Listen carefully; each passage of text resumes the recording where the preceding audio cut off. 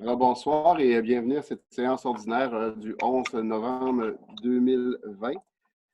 Donc, ce soir, mot de bienvenue et constatation du quorum, lecture et adoption de l'ordre du jour, adoption des procès-verbaux des assemblées du 14, 27 avril et le 4 mai 2020, suivi des procès-verbaux en 4, 5 correspondances, 6 adoption des comptes, 7 période des questions des contribuables, 8 rapport des élus, 9 offres de services, révision du plan et des règlements d'urbanisme, 10 comités d'embauche pour les postes saisonniers en manœuvre, 11 réunions d'été, horaires d'été, excusez, pour 2020, 12 services d'incendie, achat d'une remorque pour équipement de sauvetage, 13 travaux publics, achat d'une enfonce pieux hydraulique mécanique, 14 affichage du poste d'opérateur en voirie, déneigement et en eau potable, 15 demandes en lien avec un règlement décrétant une assistance financière pour la relance commerciale et industrielle, 16 points divers, 17 période des questions des contribuables, puis 18 levée de l'Assemblée.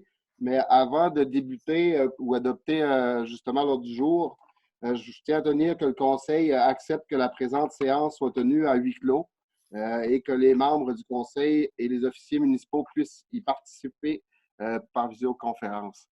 Donc, ça va prendre une proposition dans ce sens-là. Donc, conseillère Langlois a fait la proposition pour qu'on puisse obtenir, justement, faire notre réunion par visioconférence. Il y avait une proposition de changer les points 15, 16 et 17. Stéphanie, est-ce que tu pourrais élaborer là-dessus, s'il vous plaît? Oui, donc le point 15 est une demande en lien avec M. le maire. Donc, M. le maire va se retirer de ce point-là. Donc, pour traiter des points importants sur l'ordre du jour, on va traiter des points 16 et 17, points divers et la deuxième période de questions immédiatement avant le point numéro 15. Donc, pour faire le changement. Et M. le maire suppléant, Patrick Charland, va finaliser la séance ordinaire de ce soir. Parfait. Donc, ça va prendre une proposition pour adopter le nouvel ordre du jour. Le conseiller Picard a fait la proposition. Merci. Donc, adoption des procès-verbaux des assemblées du 14, 27 et 4 mai. Si on commencerait par le 14 mai, s'il vous plaît, Stéphanie.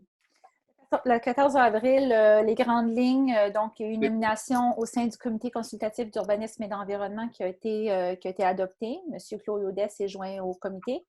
Il y a eu 2 demandes d'aide financière qui ont été reportées dues à la situation du COVID-19, l'incertitude aussi avec les événements, si elles allaient se tenir ou non. Il y avait une demande de résolution de support à une communauté québécoise, une demande d'assouplissement des critères d'admissibilité au fonds d'atténuation et d'adaptation en matière de catastrophes. Donc, la résolution est envoyée, la résolution de support. Le conseil municipal a accepté de contribuer jusqu'à 1 000 $ au fonds d'entraide de la COVID-19, qui est un regroupement de 3 municipalités de la région.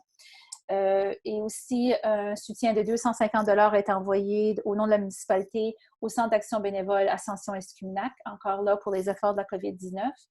Un protocole d'entente intermunicipale a été signé par moi-même, M. le maire, au nom du conseil municipal pour vraiment formaliser des ententes d'entraide en cas d'urgence. Donc, pas seulement dans le cas de la pandémie, mais où est-ce qu'il y aurait potentiellement des échanges de ressources humaines et d'équipements entre les municipalités de la MRC Avignon. Donc, ça a été finalisé. Donc, on a aussi adhéré, comme conseil, vous avez adhéré à l'adhésion à la démarche collective de mise à jour des politiques familiales et amis des aînés de la MRC Avignon. Mme Lisebourg est la représentante officielle de la part de la municipalité de Pointe-à-la-Croix. Et finalement, la ratification de l'embauche d'une secrétaire réceptionniste, Mme Nathalie Pitt, qui est maintenant à l'emploi de la municipalité. Donc, ça, c'était pour la séance du 14 avril. Le 27 avril, donc, on a fait l'adoption des comptes pour le mois de mars au montant de 149 617 $ et 62 sous. Et aussi, le deuxième point était une demande d'installation temporaire d'un conteneur d'entreposage par l'entreprise Provigo à Pointe-à-la-Croix. Donc, l'entente a été envoyée au propriétaire, M. Régent Lévesque, immédiatement après la rencontre. Finalement, le 4 de mai, il y a eu une séance extraordinaire qui a été convoquée par M. le maire pour discuter de l'accès au Nouveau-Brunswick, point d'entrée de Campbellton par les résidents de Pointe-à-la-Croix pour obtenir les nécessités de la vie. Donc, la résolution et de la correspondance ont été envoyées à diverses personnes du gouvernement du Nouveau-Brunswick et de nos partenaires au Québec aussi. Donc, immédiatement après la séance du 4 mai. Monsieur le maire, je pense que ton micro est fermé. Je joue avec le téléphone, puis... Donc, ça me prend une proposition pour la séance du 14 avril, s'il vous plaît. Patrick Charland a fait la proposition. Pour celle du 27 avril, Jean-Daniel Picard a fait la proposition. Puis finalement, pour celle du 4 mai, s'il vous plaît, Cindy Leblanc a fait la proposition. Donc, dans l'accord... Non, mais Marc, si jamais tu peux manifester. Hein?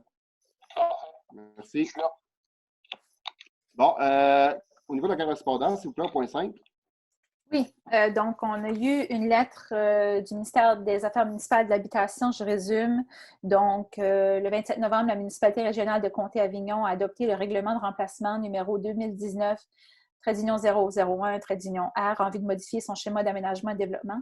Ce règlement vise à délimiter des territoires incompatibles avec l'activité minière et à intégrer des distances séparatrices encadrant l'implantation d'usages sensibles à proximité des sites miniers. Le gouvernement reconnaît l'important travail fait par la municipalité régionale de Comté dans sa volonté d'identifier des territoires incompatibles avec l'activité minière sur son territoire. Cependant, à la lumière de son analyse et après avoir consulté les ministères et organismes gouvernementaux concernés par l'aménagement du territoire, le gouvernement constate que certains éléments de ce règlement ne sont pas conformes à l'orientation gouvernementale en matière d'aménagement du territoire visant à assurer une cohabitation harmonieuse de l'activité minière avec les autres utilisations du territoire. En effet, le ministère de l'Énergie et des Ressources naturelles constate que certains des fichiers de données géométriques transmis ne concordent pas avec la délimitation sur la carte intégrée au règlement et dans le document justificatif. Enfin, le ministère de l'Énergie et des Ressources naturelles constate dans le document justificatif que la consultation des titulaires de droits miniers n'a pas été mise à jour depuis le 31 janvier 2019, ce qui ne permet pas à la municipalité régionale de Comté de s'assurer que ses connaissances et la prise en compte des préoccupations et des commentaires des titulaires de titres à des droits miniers soient les plus à jour possibles. En effet, il se peut qu'entre l'adoption du présent règlement de remplacement et la notification d'un règlement de remplacement révisé, plusieurs changements à propos des titres miniers surviennent sur son territoire. Si elle souhaite poursuivre cette démarche, la municipalité régionale de Comté devra s'assurer que l'identification et la délimitation des territoires incompatibles avec l'activité minière de son territoire respectent l'ensemble des critères et exigences établis dans le document d'orientation. Je tiens également à vous rappeler la mise en place d'un projet pilote en aménagement du territoire qui vise notamment à renforcer l'approche collaborative et partenariale avec les municipalités régionales de Comté. Dans ce contexte, le ministère des Affaires municipales et de l'Habitation réitère la disponibilité de ses représentants ainsi que ceux des ministères et organismes concernés afin de collaborer avec ceux de la municipalité régionale de Comté avant l'adoption de vos documents de planification. Donc, veuillez agréer, Monsieur le Préfet, l'expression de mes sentiments les meilleurs.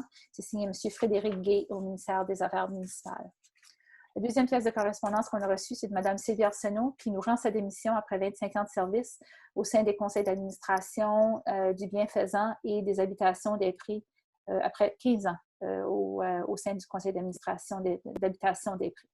Donc, nous, on va communiquer avec Mme Pierrette Fournier à l'Office municipal d'habitation pour communiquer la décision. Donc, c'était les seules deux correspondances pour le mois d'avril. Merci beaucoup, Sylvie, pour ces précieuses années. Merci beaucoup. Parfait. Donc, adoption des comptes en point 6. C'est un petit mois, hein, on peut voir, en raison du COVID-19. Je ne sais pas si tu veux parler des grosses dépenses qu'on a, là. Oui, pas mal des dépenses régulières, sauf on a payé notre inscription au système d'alerte à la population télématique au montant de 1500,94 $, non, vraiment 1300,86 $, et 80 sous. On a aussi payé la facture à GDG Environnement, le premier paiement pour l'épandage des moustiques pour cette année. Je n'ai pas le montant devant moi. GDG...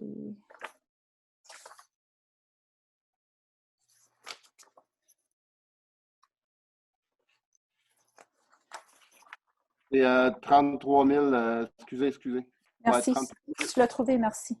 Ouais, 33 953,29 $. Oui. Puis aussi, on a eu des dépenses accrues pour la désinfection des bureaux de la municipalité, puis aussi des produits désinfectants qui ont été achetés dans le cadre de la nouvelle réalité.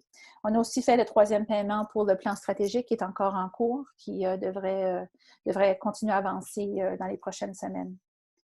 Donc, ça, c'était vraiment les grandes dépenses pour le mois d'avril, le mois de mars, pardon. Avril. Donc, il prendrait une proposition pour l'adoption des comptes. Lise Bourg a fait la proposition. Donc, on a une première période de questions des contribuables. Donc, vous pouvez voir en bas l'icône Q&A. Vous pouvez vous adresser, poser vos questions. Sinon, Stéphanie, par courriel, est-ce que vous avez reçu des demandes? Non, on n'a reçu aucune question de citoyen après l'avis public qui a été émis vendredi. Parfait. Donc, on peut attendre une dizaine de secondes afin de voir s'il y a des gens qui vont se manifester. Sinon, on va continuer. Vous pouvez aussi lever la main, je pense, pour nous dire que vous voulez poser une question ou parler.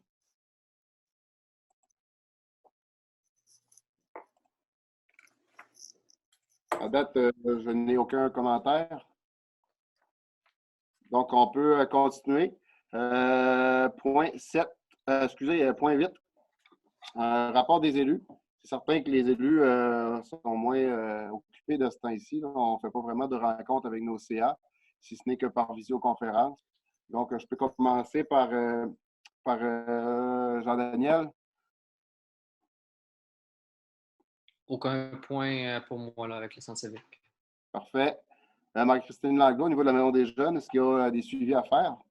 Pas vraiment, sauf vous dire l'animation se poursuit là, sous forme de plateforme web. Puis il y a une animatrice là, qui va, à partir de la semaine prochaine, offrir l'aide pour l'aide aux devoirs, étant donné que l'école recommence.